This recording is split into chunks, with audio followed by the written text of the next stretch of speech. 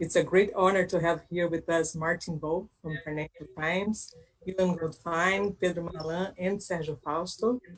I'll pass now to Sergio Fausto, give his welcome words, and come back for the debate. Sergio, please. All right. Thank you so much. I'm glad to be here. It's an honor. There's a warning on my screen saying my connection is a little bit unstable. I hope it works. So to have such a distinguished guest with us today, Sir Martin Wolf, he had been at the foundation twice, the first one in 2010, the second one in 2017. Martin, it's a pleasure to see you again. I don't need to make an introduction. Martin is the chief economist of the commentator of the Financial Times, associate editor, has been a brilliant career as such, one of the most respected in the world. I don't need to go through all your CV here introducing to our audience. Well, you're fairly well known in Brazil and in the world for the people looking at us today, Martin. Our topic is the economy after COVID. And let me start with two observations about that, which I hope you will be addressing in your conversation. One is that the idea that the expression after the COVID, or the world after the COVID-19, have different meanings to different people. For some people, so we will only be able to talk about the after COVID era when the vaccine has been discovered, tested, not in vitro, but in humans, and produced in large scale and disseminated broadly. Others think that, well, it's only when different countries of significance reach the herd immunity, about contagion 60-70% of the population. Others believe that when some medication or combination of medication is discovered that would mitigate the effects, why the herd instinctive contamination, immunization emerges or vaccine appears.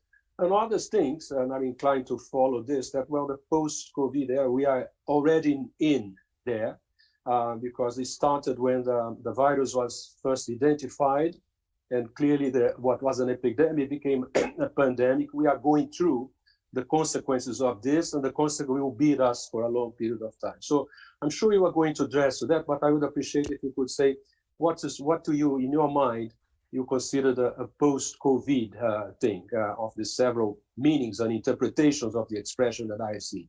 The second is someone to which we are related to.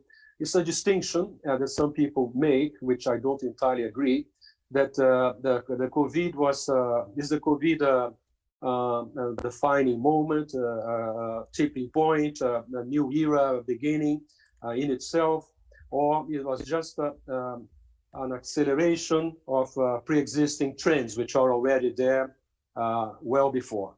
You have a book, and I finish here with this comment. You have a very interesting book called, if I remember well, the book, the title is The Shifts and the Shocks. What have we learned and shall have to learn about the crisis? You are referring to the financial crisis. The book was published in 2014. Of course, the crisis was still over. So the question here, and I end here this brief introduction. So what have you learned so far from the COVID experience, if we consider the starting point when the early 2020, and what we remain to be learned from it as we look forward? This will be my introductory comment, and I hope you address some of them in your intervention. If not, we'll follow up with further questions. Thank you. Shall I start now? Yes. So first of all, it's a great pleasure to be with you and to see friends. I am sorry that I can't come, but I'm not sorry that I didn't have to make the flight, which is a very long one. So one of the things I've discovered in the last few months, which is the longest period during which I have not flown, I think for about half a century, that it's rather nice not to fly. And so I'm strangely quite enjoying this experience, though of course, talking like this is not the same as talking with people face-to-face. Of course it isn't. So I'm going to set out very broadly what I think about where we are and what I think are the big issues. And in the process, I will, I think, address your questions, or at least some of them. So first of all, I'm basically going to divide my remarks into three parts. The first is very, very important, is what the world was like before the pandemic. And that gets, I think, in important ways to your question, whether what we're, as will be clear, whether it's an acceleration or a new departure. I predominantly think it's an acceleration. The second part will talk about the world of the pandemic. Now, I'm open on whether the question, this is post-COVID-19 or the world of COVID-19, doesn't matter to me very much. It's the world of the pandemic. And then finally, I'm going to talk about what seem to me the longer term issues which will arise out of where we are, whether that's a world in which the pandemic is truly completely gone and nobody thinks about it at all, which is what I think post-COVID-19 is, or something else. That's a matter of definition. So first of all, the world before the pandemic, and I should add just one thing, because I've got very little time. I'm going to focus on, with one crucial exception, on the world of the developed Western countries. First, because I know them best, and because probably that's where I can add value. So I'm going to focus on that. So where were we before the pandemic hit us? An event which many had expected, but of course was still in its immediacy a shock, because it was then suddenly happening now. So first of all, it's important to remember that ever since the global financial crisis, the developed countries have been growing rather slowly. Potential growth is slow, not just actual growth, and potential growth is slow because productivity growth is extraordinarily slow by historical standards across the major developed countries. It's a really important fact.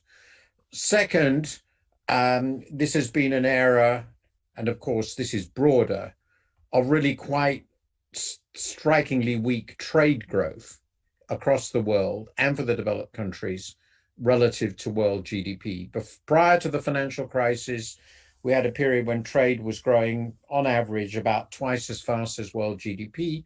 And since the financial crisis, it's been growing at roughly the same rate. This means we weren't deglobalizing in trade. We did deglobalize in some areas of finance, particularly bank finance, but we weren't globalizing anymore. And there's been a large increase in restrictive actions and distorting actions in trade. Not decisively stopping globalization, but that's very important. A fourth factor, I've talked weak growth, weak productivity growth, weak trade growth, is massive accumulations of debt. Now, this was, of course, already a trigger for the financial crisis, and that was predominantly then in the financial sector and the household sector. Since the crisis, household debt and financial sector debt diminished in the developed countries relative to GDP, but non-financial corporate debt and government debt, of course, rose enormously after the financial crisis. So on average, we went into the crisis with high levels of government and non-financial corporate debt. Fifth, populism, nationalism, and protectionism had become very strong political forces across the developed world to varying degrees, with varying successes, but these have become really quite powerful elements. We can discuss later why that has happened. Sixth, after the financial crisis, and increasingly so, we have become aware of the transformed position of China in the world. It's suddenly become and been recognized as a superpower across the entire domain of power. And this is the first non-Western power to have those characteristics for far longer than anyone can remember. So it's a truly transformative event. I won't go into the last 1,000 years of history to discuss when this happened. Since I think for the first time in world history, we have an integrated world, in some sense, it's the first time ever we have interacting superpowers from such different civilizational background. It's in this context that we have the crisis. So that leads me on to this second part of what I want to talk about, which is the pandemic shock. We all know we've got very large recessions this year, with the worst part this quarter. Most forecasters think this quarter will be the nadir, the second quarter will be the nadir of economic activity in the developed world, and there will be recovery.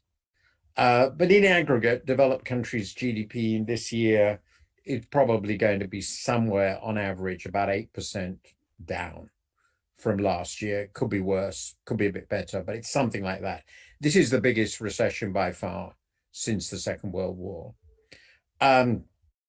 It has led to massive deteriorations in fiscal situation, partly because of collapses in revenue, partly because of built-in stabilizers, and partly because of discretionary fiscal policy. And fiscal deficits are going to be somewhere between 10 and 20% of GDP, varying on the country. And public debt is going to explode upwards. And most developed countries will have public sector debt by well into next year in the 110 to 160% of GDP levels. There will be exceptions. Germany is an important exception, but we are talking about levels of debt we haven't seen before since the Second World War in the case of the US and UK. There's, of course, a huge hit to developing countries. I'm not going to talk about that anymore, but we have a very large hit to corporate finances, small, medium, and large. In fact, the BIS report, which I discussed today in my column, shows that the median company in most major countries will make substantial losses this year. So keeping them afloat has become a big task, and a lot of those losses will fall back one way or another on the governments, as of course the consequences of unemployment, the need to support incomes, and that's why these fiscal deficits are so enormous. Of course, the fiscal deficits have also been facilitated by, in the management of them, by what is an equally unprecedented monetary expansion. Incredibly swift, incredibly huge, driving down costs of borrowing essentially to zero real terms across the yield curve for most developed countries. And that has, of course, made it far easier for the governments to run these huge deficits. We've got a massive shift from face-to-face to online business. We can see this here. And what is really interesting, is the final point to make about where we are now, is we've got a common threat, the pandemic, but it's led to very divergent responses, both in managing the disease and, of course, very divergent effects in terms of the impact on people by age and people by skill and by the sort of work they did. So the pandemic has divided us. It's divided us across countries, across generations, across skills, and across activities. Now, let me, in my final section, 5 minutes or so, perhaps a little bit more, 5-10 minutes, talk about some of the longer term implications of what I've talked about. And I'll divide it into things that I think are quite clear and things that are not quite clear, but we have to think about very hard. And they're all big stories, and they are mostly, I think, though not all, I said will be clear, accelerations of pre-existing trends that I've already talked about. So the first one, which we can be absolutely sure about, is that at the end of this exceptional episode, however long it will be, which we don't, of course, know for the reasons you mentioned, developed countries are going to have, particularly in the public sectors, but not only in the public sectors, enormously much higher debt ratios than they had when they came into it. But since we don't know how long this will go on, we don't know how high they will be, but they'll be high enough that government finances will not really function if interest rates go back to what we would have previously thought normal levels. So I think we're going to have a lot of financial repression, which is basically what happened after the Second World War. How that will end up depends very much on what the natural rate of interest turns out to be. I'm moderately optimistic or pessimistic on that. And I think real interest rates are quite likely to remain close to zero for quite a long time, naturally. But if that's wrong, we're going to have a hell of a problem. Debt management in this context is becoming a huge issue, as is the relationship, of course, between the fiscal and the monetary authorities and the possibility of fiscal dominance. The second thing, which I've already talked about, is the acceleration of technology. I think what we have done is do 5 years of technical change in 5 months, or maybe just 5 weeks. And I don't think we're going to go back, or at least not fully. So I think the move from the real to the virtual, from face-to-face to online, from bricks and mortar and office space to being at home and virtual, it has been permanently accelerated. And that will have large implications for the way we do business, if I'm right, for different sectors of our economies, some very good for some and very disruptive for others. I think the real estate business is going to find itself in a rather different place at the end of this. That could be wrong, but that's my guess. And this is linked with my third thing that I think is clear, is that I think we're going to see a shift, which is already on the way, from real globalization of real stuff, to virtual globalization, to online globalization. And that sort of changes a little bit what works in terms of international interaction and what doesn't. So bits of services are going to be more interactive and global than ever before. And but I suspect real goods and services, real goods trade is not going to be very dynamic. Then let me talk about what we really don't know, but we can guess, and that will be the very last remarks under two headings: geopolitics and geoeconomics. So under geopolitics, as we all know, the first and biggest question is the future of the US-China relationship, which is obviously bad now on multiple dimensions. My own view, very strongly, is that the future of this relationship does not depend in any fundamental way on what happens in the presidential election. The nature of Trump as a human being and as a leader, is so peculiar that it has created some very special characteristics to the relationship. But my view is that the US as a country, and above all its political and business elites and security elites, have decided that China is an adversary, and that will shape their policies towards China for the indefinite future, and their policies towards allies that interact with China. And I think that means that trade relations, foreign direct investment, will be permanently crippled. Now, how far they will unwind, I don't know. What those relationships will be, I don't know. But the underlying trust that was required to have deep and profound interactions between these two countries has gone. And I think that's also now true on the Chinese side after their experiences of the last years. This is a fundamental transformation of the world, and I think it will shape geopolitically the world for the indefinite future. Indefinite, of course, doesn't mean forever, but it means time that you cannot see the end of. The second geopolitical thing which follows from this, is, will the US create a successful alliance of countries against China? There are an awful lot of great powers that would like to ally with the US against China, but they're rather reluctant to do so with Trump. It's very difficult. I suspect the US will manage to create such an alliance. It will be complicated, but it will consist of significant Asian powers and Europe. The Chinese will have Russia, but Russia's only real power capacity is to destroy the world. It can blow up the world. Apart from that, it's not a significant power supplement. So though China is much bigger than the US in population, likely to end up as a bigger economy in the, I think, likely, across many dimensions. The total alliance it will face, which I think will include Europe,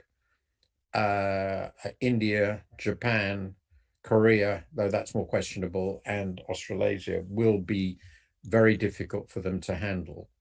And I think geopolitically, that's what it's going to look like. I'm not sure of this, but I think it's what it's going to look like. Another thing we don't know is how nationalist and populist we will become. And of course, my hypothesis that such an alliance will emerge depends on the assumption that the nationalist populism will be contained. And on that, I really don't know. But it depends in the Western world, I think, fundamentally, whether the populations of our country have ceased to care at all whether their governments are competently managed. And the one thing the populists have demonstrated in this crisis is they don't know how to govern, which is not surprising because they're not interested in it.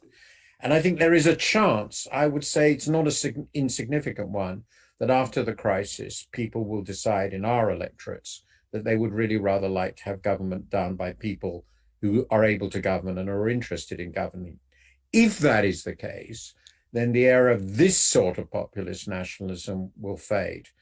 I don't think there's much chance of seriously left-wing governments in the Western world. We're too old, we're too conservative. I may be wrong, but that would be my guess. So if I'm right, we will probably see the emergence of center-right and center-left governments again. And that means that the Western structures, the EU and so forth, will be stable. That all hinges, by the way, of course, on my assumption that the debt problems will turn out to be manageable. If they're not, and they might not be, this could return as a different sort of crisis. My very final questions are on geoeconomics.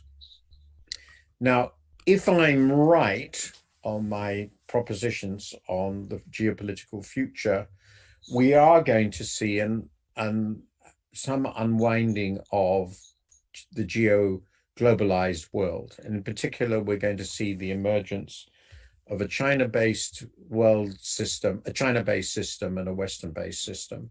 And they are going to pull apart. And there will be quite a lot of countries caught in between. And I don't know how they're going to handle it.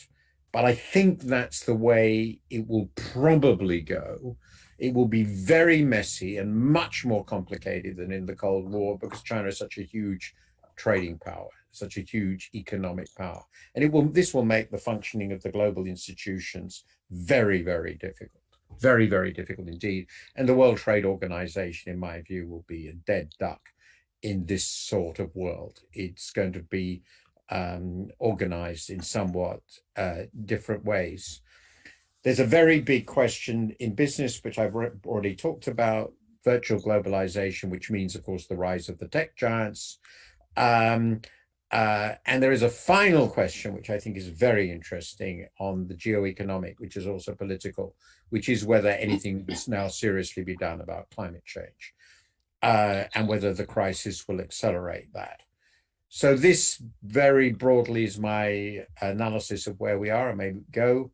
And I think, as I said earlier, I think this basically means an acceleration of trends that are already quite visible and tensions that were quite visible and changes that were quite visible and will, of course, be very all this will be very difficult to handle, which almost necessarily means a lot of quite unpredictable things are likely to occur.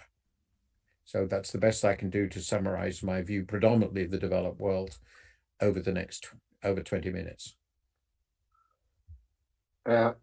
Should I say something before giving the floor to ILAN?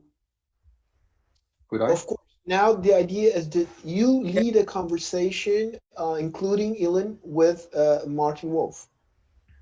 But I want you two to feel free to join us at any moment with an additional question. Right. So let me say, Martin, it was an excellent presentation. I enjoyed it very much. I take out of it the fact that we all agree, it cannot be otherwise, that history plays a role. So processes led us to the current situation, and there are some events that developed from the added complications that COVID brought to bear, which I think will be with us for good or for worse for many years to come. And you yourself raising your questions about what we know for sure, and I agree with you that clearly we know the trends which were already there and have been reinforced. And what we don't know, I think, will be affected by the perceptions when the COVID crisis is over, it's not over yet, of the implications they have, not only showing the damage in terms of the millions of jobs lost, and I like your emphasis on the speed of technological change in the past and about to come, but you emphasize the difference between the real world, the real globalization, and the virtual globalization. You emphasize the question of work, how companies would interact. This will have an effect on global supply chains over and above the concerns about the trade wars and the technology war between the US and China. So this will be a legacy of some of the experience during the COVID crisis, which will remain with us. And the less it long, the more effect we are going to have. On the fundamental question of the debt that you mentioned, I left Ilan to raise some questions about that. It's related to the fact that it was so huge, the expansion that we have from central banks, especially the Fed, but all the others as well, and treasuries, and both simultaneously. We are talking about well to more than 10% rates of debt in a year, and more than 100% of debt to GDP ratio. You're right to saying, well, this will be a major concern. Underlying the question that you raised, and I'll left this to Ilan, is, well, how much are this is depending on having low interest rates, low for longer. Remember the famous Larry Summers distinction about secular stagnation? Larry himself used an expression called chronic shortfall of demand as an alternative to secular stagnation. So, well, there's a chronic shortfall of demand, which is another way of saying that there is an excess of desired savings or intended savings over desired and planned investments, which means downward pressure on real interest rates, which probably will be there for longer with a significant increase in liquidity that we have observed today, and is one of the problems that will have to be faced. But I have some specific questions, if I may, before giving the floor to Ilan for the comments on your excellent intervention, is the fact that that we state that the speed in which things have changed. The IMF has increased by nearly full 2 percentage points the estimates of just 2 months ago on the rate of growth of GDP in the developed world this year, from -3 to -4.9. For the developing countries, from -1 to -3. You mentioned rightly so the effects that this is bound to have on global trade. Global trade would shrink this year, 2020, by a multiple of how it shrunk. It was the biggest in history in 2008 crisis. And this would affect the world growth at all. And many countries different, especially developing countries, will be affected by this. And Ilan would address that.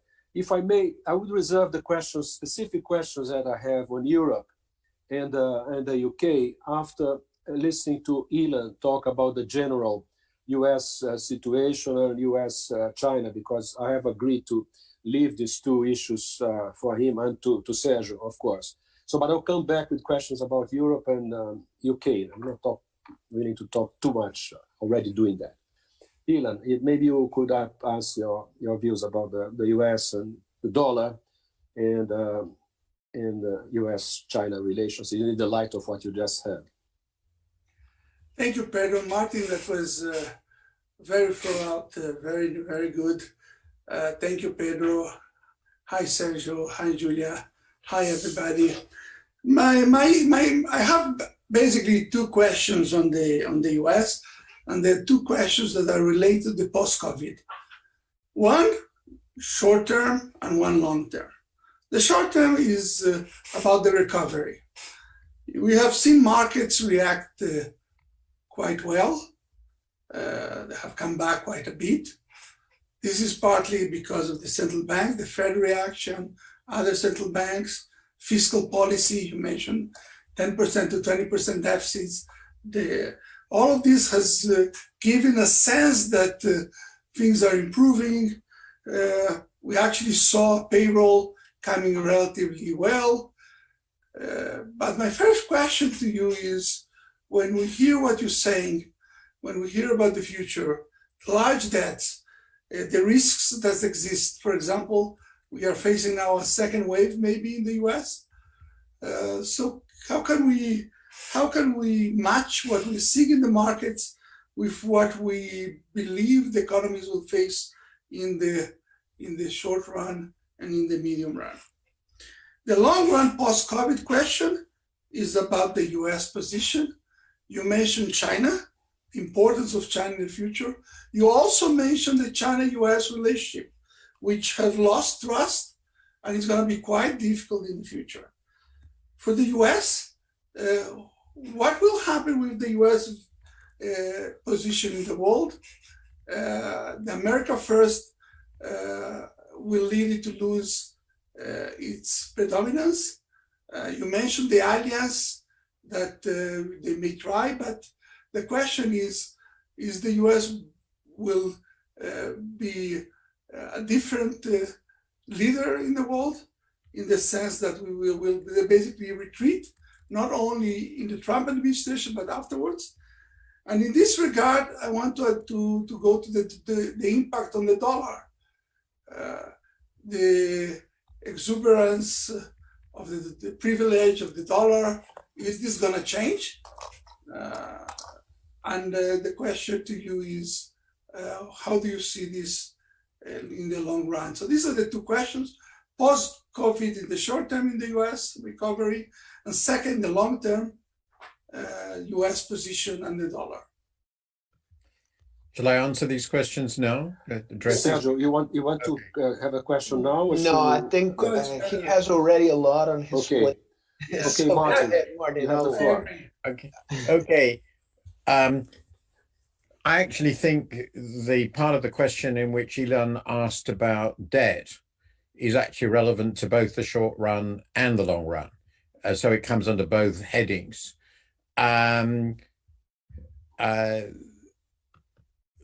So let me slightly, on the short run, let me reverse it.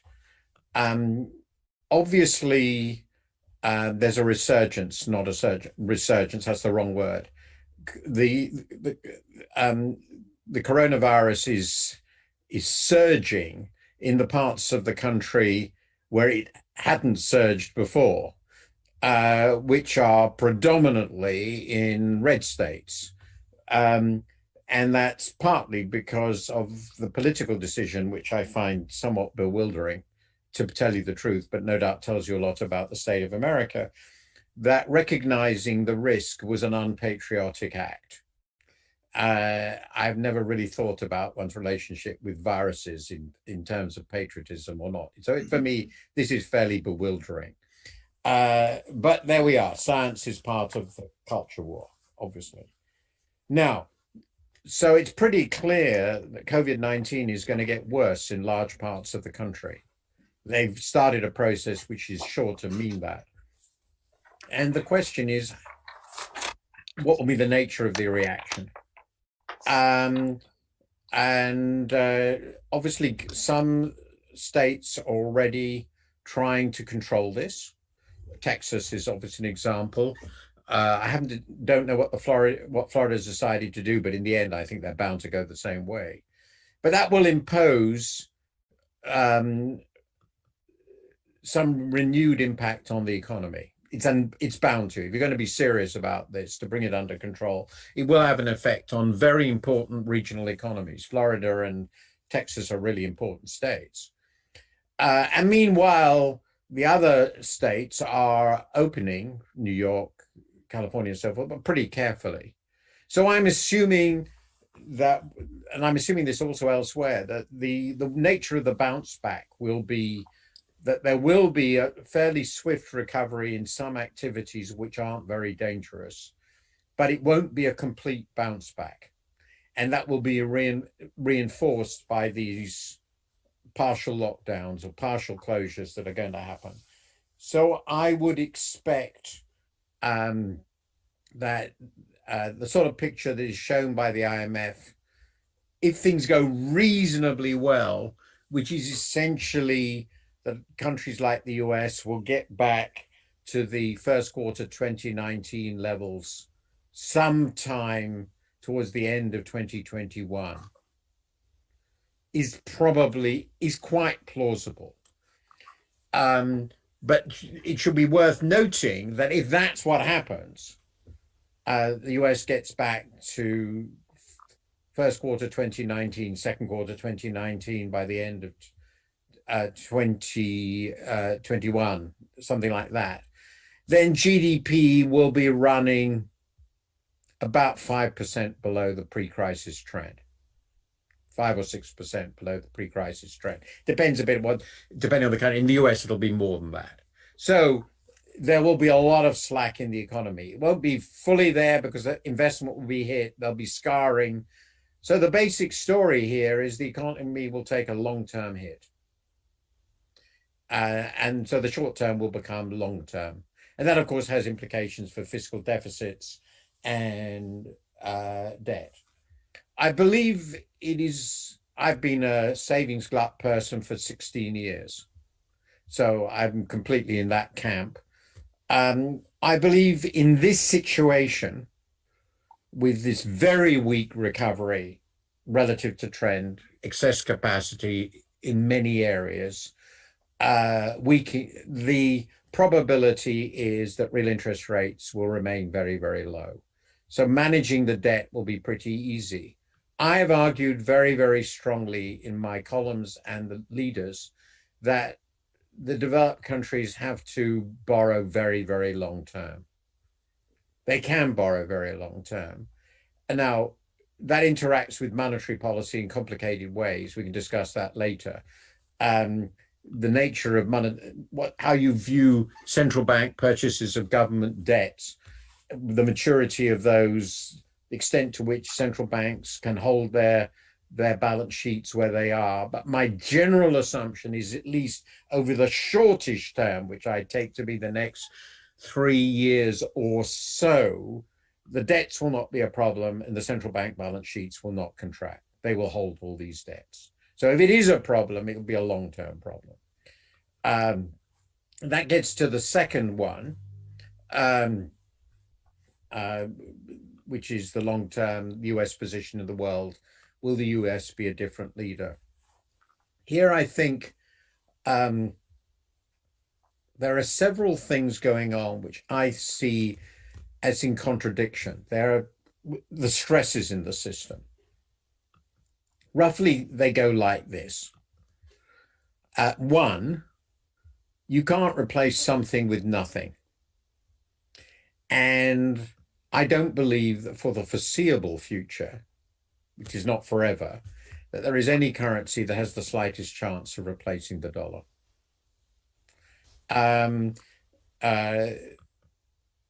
The Chinese don't begin to have the sort of system, economically or politically, that will encourage a large number of foreigners to entrust China with their safe liquid assets, which is, after all, what reserves are. You know this much better than I do. Your liquid assets, and that's not just true for governments, it's obviously true for governments, also true for business and private people. Would you trust the Chinese state with the holding of a large quantity of absolutely safe liquid assets? And the answer is, I think, definitively no. And for the foreseeable future, and indeed under their political system, I think it's sort of indefinite. And the Europeans, I think, will survive. I think the EU will survive, but I don't see the euro replacing the dollar again for the foreseeable future because it isn't a power complex in the same way. So the dollar's reign will remain, subject to one crucial caveat. They don't repeat the 70s or worse.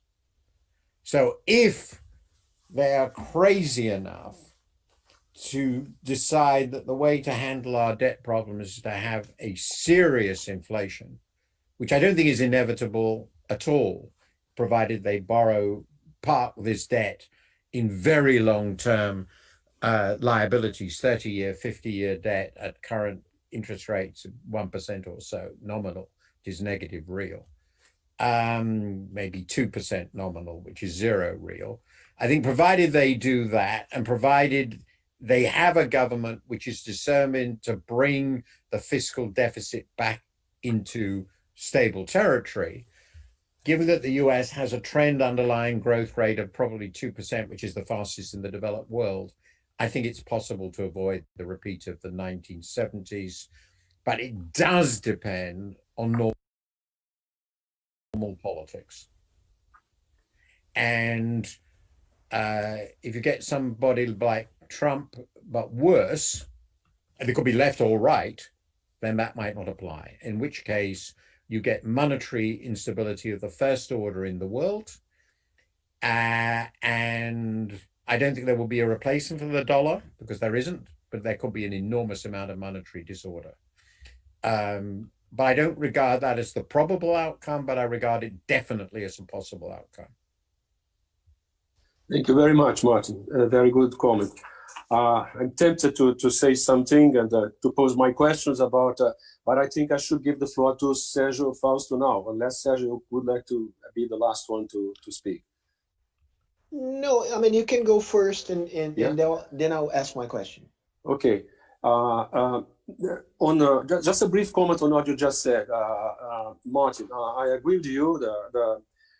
Some people make the comment that the debt of the advanced countries in 1945 was 120% of GDP, and this thing worked out over time in several decades. It arrived on average at less than 30 at some point, and then after this 1970s, it went up again, and now it's bound to become well over 100. The reason why it went down so fast was related to the fact that we have trade, as you noted, running at the rate which was nearly double the rate of global GDP from the 1950 to the crisis in 2008. And this helped enormously the integration to trade and finance and foreign direct investment to deal, in addition to domestic policies, the question of the debt. So it seemed a problem which was easily worked out as long as G, the rate of growth of real GDP, is higher than the interest rates for a prolonged period of time to work out the situation. So, but I think we are going to face, for the reason that you yourself explained, a much harder and complicated world, partly to COVID and its consequence, and partly to the acceleration of existing trends, which that you mentioned before. On the question of the dollar, a very quick moment. The BIS calculates the real effective exchange rate of the dollar is made on the basket of currencies. The renminbi, the yuan, and the euro represents 23 and 17, 40% of this weight. If you add Mexico and Canada, it's 25%, 13 and 12 more. You have 65%, near 2/3 of the weights of the main trade partners of the US affecting the real effective dollar rate.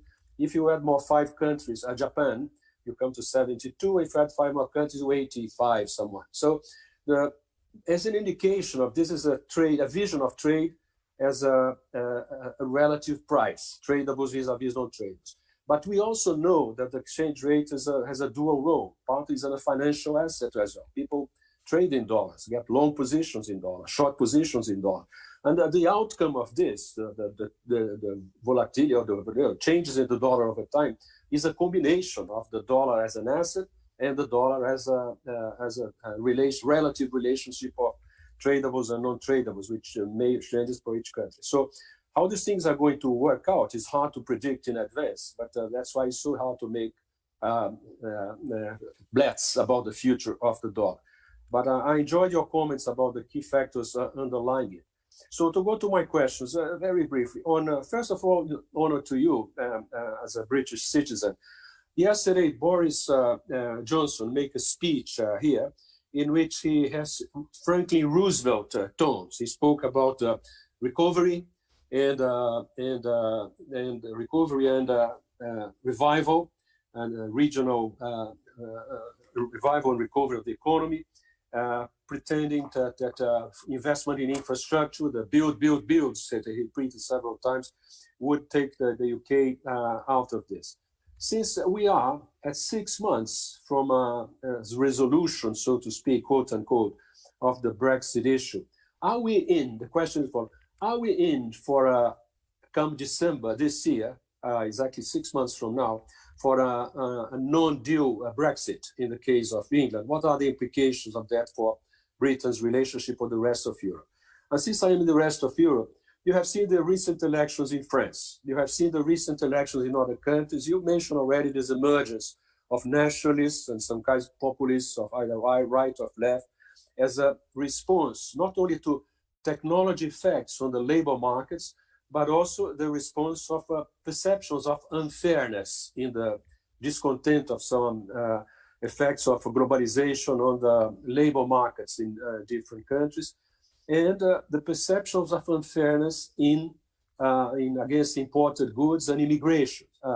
And last but not least important, the perceptions that the COVID, especially the COVID now recently, and its effects on labor markets, have revealed some unfairness in the patterns of income and especially opportunities distribution in many countries in the world, which is going to be reflected, so reflecting already in the votes that we observe today. So if you could care to comment some briefly on your view about this, briefly on the UK and Europe recent elections, and how these perceptions of the post-COVID world would emerge there. It had to be briefly because Sergio has a lot to say, and we are taking Sergio out of this, and he's the key speaker today after you. Okay, let me just say, I just want to make a couple of comments, really quick ones on the points you made. One of my rules in life is never to forecast the exchange rate. I'm not paid enough. I don't get any rewards from doing so. I leave that to the foreign currency traders. My view is currencies go up and down. Yeah. The fundamental question is, will the Americans allow the purchasing power of the dollar in sort of as measured by inflation to be destroyed as happened in the 70s? And they are aware, obviously, that the world has more choices now than then. And that's really amounts to predicting the nature of American politics. And if I've learned one thing in the last 4 years, or even 8 years, is I really don't understand where American politics are going to go. Anything can happen. Really anything can happen because it's such a deeply divided country. So it may be that they operate fiscal policy in such a way that fiscal dominance is inevitable. The Fed is forced to monetize the whole lot. And then we are in a world which is not one we've been in before. Second point, much worse than the 70s. And Nixon Burns were obviously a precursor of that. The second point on our post-Second World War. I agree with you, by the way. By the way, the debt ratio in the UK was much higher than 120%. It was 250% of GDP.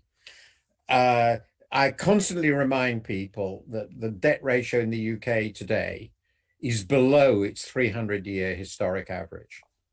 For us, this is a low debt level. But the crucial question of the management of debt is obviously the relationship between the growth rate and the real interest rate, or the nominal growth and the nominal interest rate, long. Provided long rates remain close to where they are now, and provided the real growth rate is 2% in the US case, and the nominal inflation rate is 2%, in which case nominal GDP grows 4%, with modestly disciplined fiscal policy, these debt ratios are manageable. Of course, that assumes not another shock like this, okay, which may be much too optimistic. So I think, as I said earlier, it's probable it's manageable, but it's possible it won't be. On your questions, I think we have got a 50-50 bet, roughly, that we will have no deal or a minimal deal. A minimal deal is much better than no deal because, above all, it preserves relationships and allows us to go forward. But under either hypothesis, the UK will have a disruptive moment at the end of this year, and that could be taken if it's handled badly enough. And with this government, I would never rule out that possibility by the world as an opportunity to say, basically, the UK is finished. It ceased to be a functioning developed country. Sell.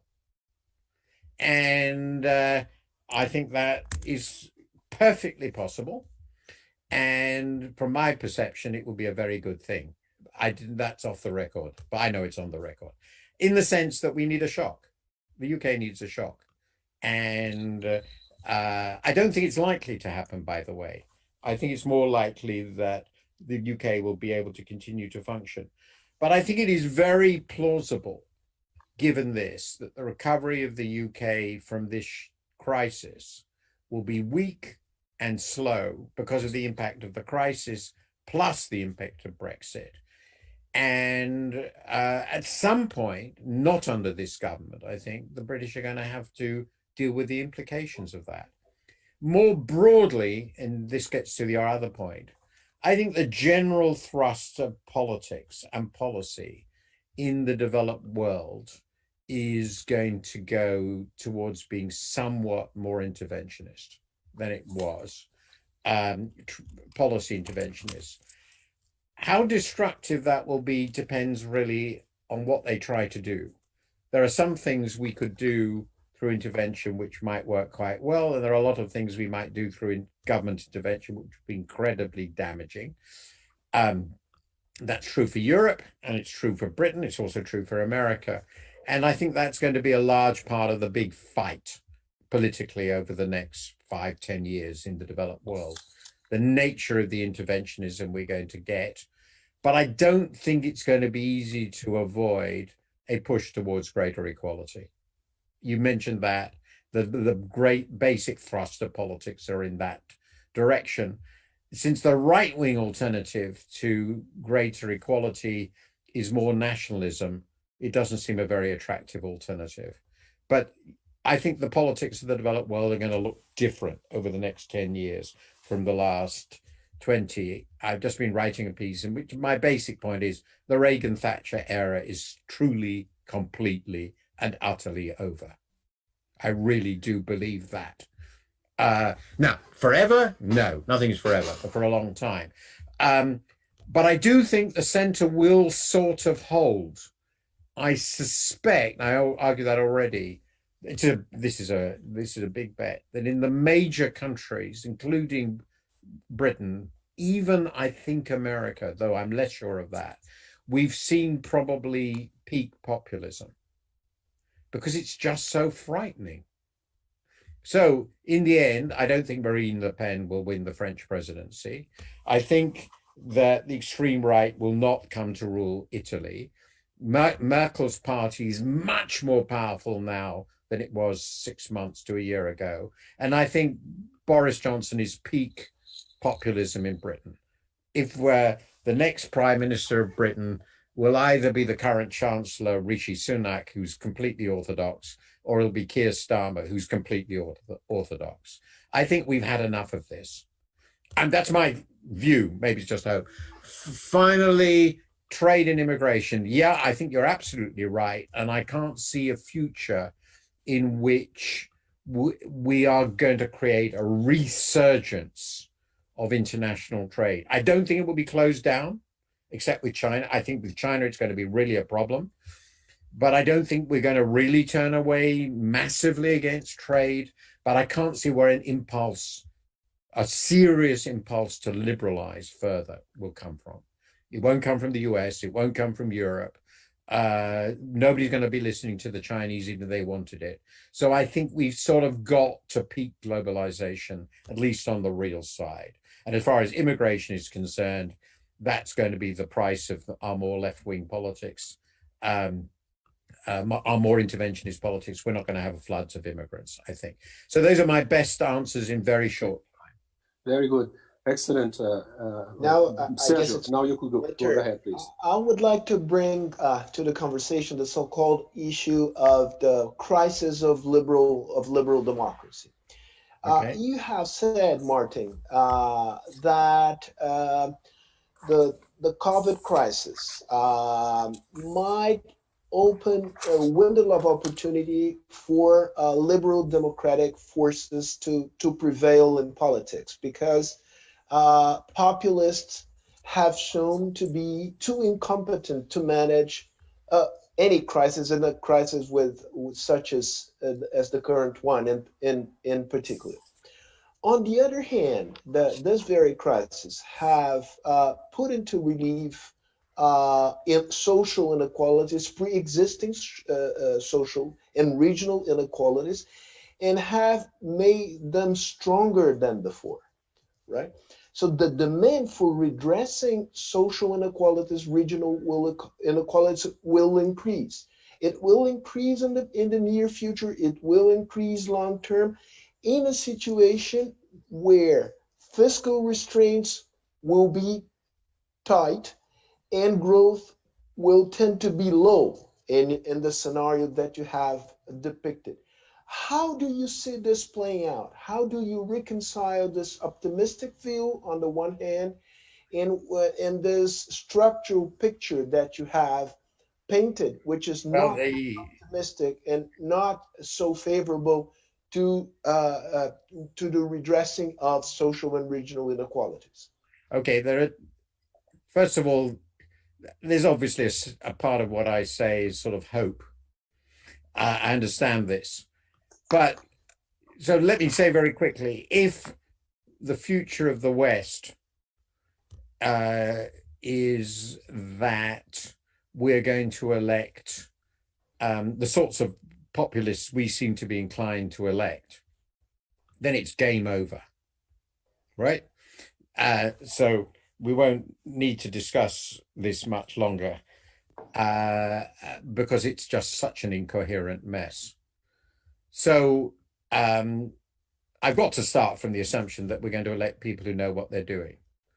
There are populists, authoritarian populists around in smaller countries who do know what they're doing. I don't like them, but they're actually quite competent. Viktor Orban is a competent politician, very competent politician. That doesn't seem to be the way it's been going in certainly in the US and UK. I don't think I've met Marine Le Pen. She's certainly not competent. Salvini is not competent. But there are competent authoritarians. Maybe that's what we'll get. But at the moment, I'm assuming the sort of what I think of as expressionist politics is not a viable future for our countries. They're too complicated. Now, I could be wrong. I accept that, but that's the optimistic view. It's certainly consistent with the current polls in America, but who knows how that will hold. Now, let's assume we do get elected serious governments, center right or center left, who want to deal with the problems we have. This is going to be very difficult. There's no doubt about it, because we are old societies. Underlying trend growth is relatively low. There's not much we can do about that. We're not going to allow enormous increases in immigration, pity. From an economic point of view, clearly a pity. So, and we're going to have a lot of debt. And so it's all going to be very difficult. And we are going to have to, partly because of aging and partly because of the social problems you mentioned, if we're going to remain democracies, and Boris Johnson saw this very clearly, I give him great credit for this in his election campaign, we're going to have to spend more on left behind people and left behind regions.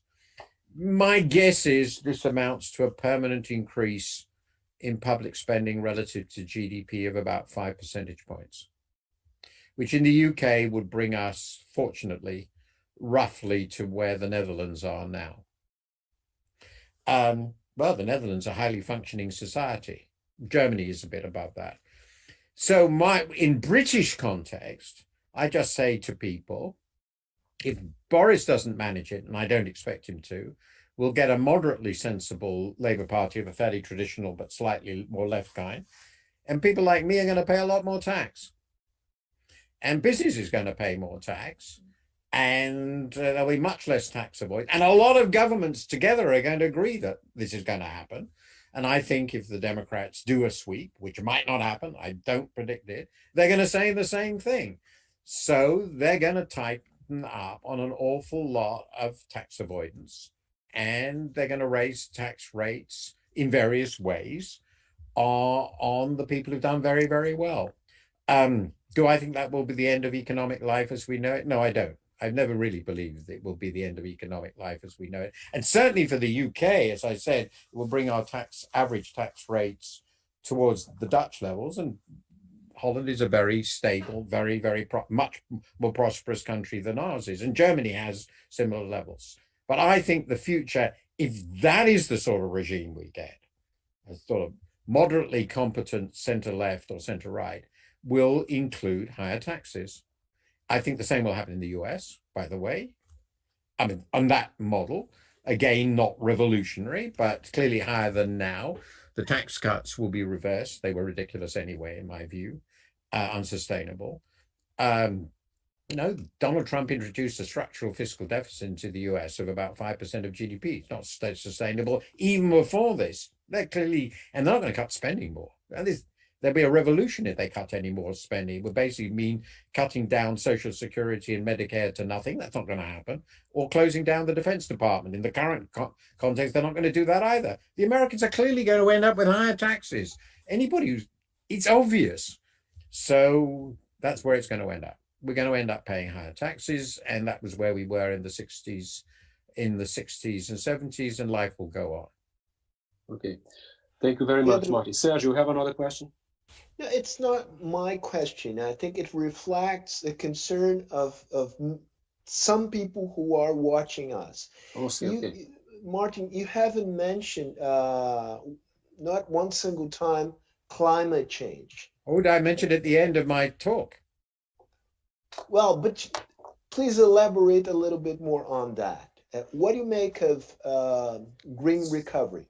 How important is climate change as a challenge in the post-COVID world? Well, Martin, I think the underlying this question is a fundamental issue. Is the fact that there are some issues of a global interest, which require an amount of international cooperation, even in countries such as the US and China. I think climate change is a good example for that. So the point is the following. The subject of how countries define their national interests is a very important subject. But it may be that countries, especially with more moderate people, define in their best national interests, have some sort of cooperative pattern of collaboration with other countries on issues which are global by nature. Climate change is just one example, but there are many others which one country alone, for what power it has, cannot handle in isolation. Yes, I agree completely. The reason I didn't discuss climate change is that would have taken another 5 minutes. So you're not going to get the 5 minutes, I suppose. You have 5 minutes now. So I have written a great deal about this over the last 15 years. I think it's plausible that it's an existential challenge for our civilization. And anyway, it's not a gamble with the future we should take. And I also think, from my reading of the literature and the evidence, that the economic costs of dealing with it are falling because alternative technological developments have been very favorable. And I also finally think that this is a very good time to think about changing the structure of our economies, because we are going to want to build back. We are going to want to do investment, which has been very weak. And borrowing for investment, which has going to have reasonable returns, is a sensible thing to do if we're going to do so much borrowing. So I'm with our government on this issue. And I don't know whether the Green New Deal is a good political strategy. It always struck me as throwing too many things together in one bag, but that's perhaps the economist's approach of saying, well, let's deal with all these things separately. But it certainly is an attractive opportunity to make a fundamental structural change because people are shocked enough to think about doing things differently. And there are also many, if I've already said, we're needing more tax revenue. Well, carbon taxes could be part of that. That's a pretty good reason for pursuing them. We need revenue. A high carbon tax remitted equally to the population, for example, would be quite egalitarian. So there are quite attractive ideas here. That's first, and I'm planning to write about this soon. And I think it's very attractive. The second question, which Pedro emphasized, is it at all plausible that this will happen in the relevant scale and speed, given where we are in our domestic and international politics? And on this, I'm pretty pessimistic, and I have been for a long time. First, because I don't think there's any significant country where the domestic politics have moved to the point where they're prepared to do anything really serious. The UK has actually committed itself to net zero by 2050 legally, and a large reduction in carbon emissions by 2030, but it's not at all clear we're going to do it, and nobody else has done it. The Europeans have talked a lot about it, but they haven't really done anything. The Americans have just disowned the goal, and the Chinese talk a lot about it and keep building coal-fired power stations. So not much is happening that indicates this will really happen. Domestic politics are not pushing in that direction. And then finally, there's the question Pedro raised. Well, roughly speaking, I'm trying to remember, 70% of emissions come from China and the US. That might be wrong, but it's just off the top of my head. No one else really matters. The Europeans' emissions are less than half of America's. I think about 10% of global emissions. And then Russia is quite large, but then you get lots of other countries that don't matter. Now, your country matters a lot because of the Amazon, we know that. So do some others, but China and the US are the big players. Well, at the moment, of course, under current management, there is no dialogue between China and the US on this whatsoever. Absolutely nothing. The Paris Accord, which didn't amount to much, was a good step in this direction, was the product of a very deep dialogue between Obama and Xi. And so the necessary condition for any action that amounts to anything on climate is the election of a president of the United States who cares about it. That's sort of obvious. And that won't be Donald Trump. Now, that is clear.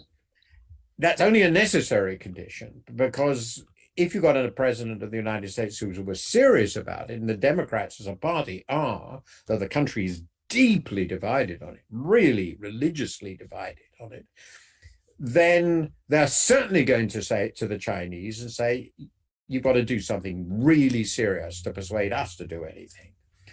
And the question is, can that be done in the context of this broken relationship? An optimist, and this is my final answer on this, the optimistic response on that would be, if they are intelligent, and to some extent that did happen in the US and Russia in the 70s, the détente era, which was much simpler, but they did happen with Kissinger when Kissinger was in charge, and for the next 15 years to the end of the Soviet Union. They will say there are all these things we disagree on. South China Sea, trade, technology policy, Taiwan. But there are things we have to do together, and this is one of them. So let's separate out the things we have to agree on. In the case of US, Russia, it was arms. The big issue was arms. And they had reached the conclusion that however big the disagreements, being able to blow one another up wasn't a great thing. They needed to control arms. Now, it's not inconceivable that an intelligent president of China, and she is not foolish, and an intelligent president of the United States will say, okay, we've got all these areas of disagreement. Let's agree we're going to disagree on these. Let's try to manage them, but we're going to disagree. We're not going to solve them. We're going to separate. But we've got these things which are joint priorities for both of us because we all really care what will happen to our countries. Let's work on that. That's a mature relationship. It has happened before. It happened between the US and Russia, as I said, not badly, much better than I'd expected, by the way, in the mid-70s, the Helsinki process and all the rest of it. Maybe it can be done with China, but it will require different leadership. Okay. Thank you, Martin. Julia, Sergio, of course, Ilan, you have control of the time by now. I don't know up to what time we could go. For me, I will go on for a long time. I will go endlessly. It's delightful, but I'm afraid we are approaching the end of the Zoom conference. We have a few minutes. Okay, I have one last question, but I'll please. 2 minutes only. Yeah, I have also a question from our board member, Ambassador Gracia Lima. So please go ahead. May I have the right to ask the last one, Pedro? Of course. Okay, of course. Thank you. Thank you. So I'll ask this question, pass to Sergio for our last question. In what sense will WTO, the World Trade Organization, will be the dead duck in the forecast future? Well, I sort of think it already is. The appellate body has been killed, which makes WTO law essentially unworkable. The US has made a large number of actions, which in my view are WTO illegal, unambiguously illegal. And they know that, which is why they killed the WTO appellate body. There is no chance, as far as I can see, of a serious liberalization round of major significance in the WTO. So if there is a future, it's going to be regional or very relatively narrow. And in this context, there are a number of countries that will try to live by their WTO commitments vis-a-vis one another. There's no doubt. Europe, many emerging countries will live vis-a-vis one another. It's very doubtful, I agree with this, that China has ever fully lived up to its WTO commitments because of the nature of its regime. So in this world, a WTO that doesn't govern the US, doesn't really govern China, which doesn't have a judicial process that works and doesn't have a negotiating process that works, looks to me, at the very least, in rather dire shape. And that's my view. I followed the WTO for half a century, and that's my view. Okay. The European Union has up to July 8th to decide if you're going to nominate someone to the position WTO. So it's important, it's a really important signal. Yes. Sergio or Ilan, Ilan, please. Would you Ilan? You have to be very short questions, and Martin, very, very short answer. I see that Julia is concerned.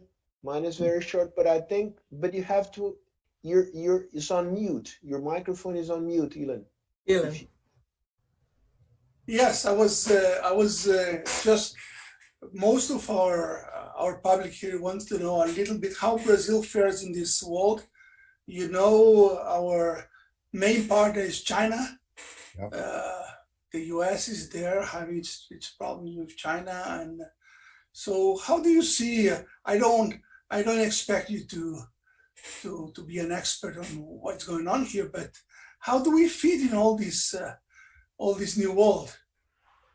I'm assuming that Brazil will run itself as well as it can possibly be run, so I will put that to one side. I think that you have an advantage. You don't need to take sides, and if, in my view, you should work very hard not to take sides in your international economic relations. You are one of the countries which has a reasonable chance. You're important enough, but not geographically or geopolitically central enough to be allowed to preserve good relations with both sides. And that seems to me quite obviously the sensible strategic position for Brazil to take, at least from a geo-economic point of view. I would have thought also from a political point of view, and I think it's consistent with my understanding of the traditional approach of Brazil to international relations. Thank you. Thank you very much, Martin. Very thoughtful answer. Sergio and Julia to end. Well, before I ask my last question, I would like to apologize to many participants who have sent the questions. It wasn't able to pose their questions because there were many, and we were entertaining a very interesting conversation. Sorry for that. You have stolen my question, Ilan. So I have to change it a little bit. And let's talk about perceptions, Martin. How emerging markets in general are perceived in the developed world nowadays, particularly in the financial circuits of the developed world, and Brazil in particular. What are the prevalent perceptions about emerging markets and Brazil in the current days? Well, as you know, the first stages of the crisis were flight from emerging market finance. And since then, because largely the Fed, they have returned. But I think my perception is that the general view of Western finance of most emerging markets is opportunistic. That is to say, they don't wish to find themselves unduly exposed to any one country. They want to diversify risks, and they want to be reasonably liquid. Be able to run if possible. This is not committed long-term. There are exceptions. I'm not talking about corporate FDI. That's something else. I'm talking about portfolio funding, bonds and equities, particularly bonds. And I think that's shown itself in the crisis.